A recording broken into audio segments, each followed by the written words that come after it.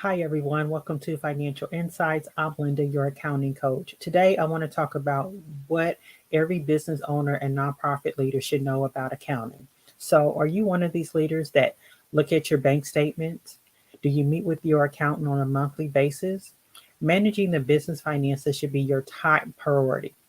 Now, you may not do the bookkeeping, you may not create the financial reports. However, you should know where that data is generated and what tasks are being completed in your accounting structure. Ultimately, we are responsible for everything that goes on in our organization.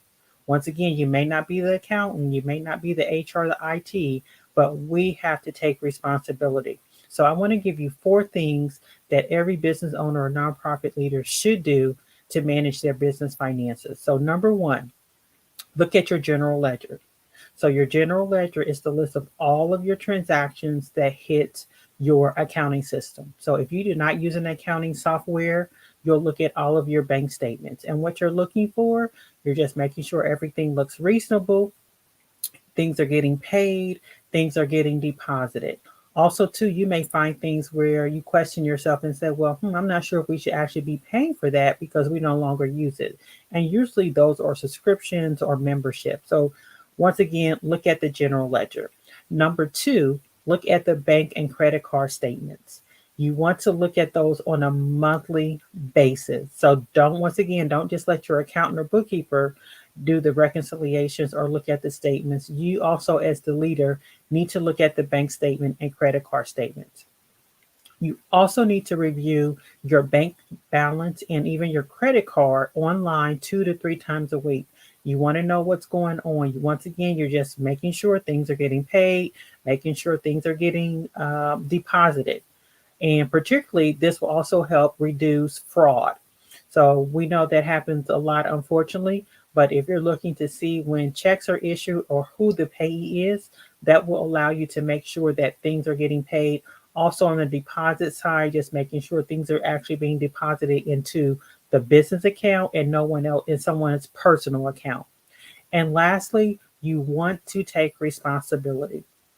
And what I mean by that, I've met business owners and nonprofit leaders before, and we'll have a discussion about accounting, or I mentioned something. They're like, "Well, I'm not sure if that happens. I just let my accountant, handle everything." You want to know what your accountant is doing. You may not know the ins and outs, but they should have some type of checklist, some type of SOP, accounting procedure, standard operating procedures that basically list out what they're doing. You ultimately have to take responsibility.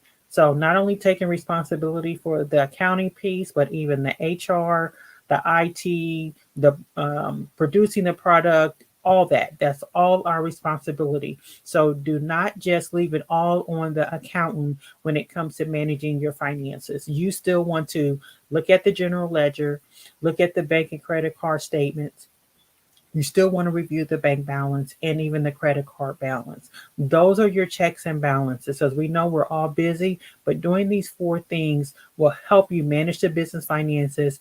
Also, it'll give you an idea to make sure that your accountant is doing what they need to be doing. So, doing these four things is very important. And this is where you can actually take responsibility.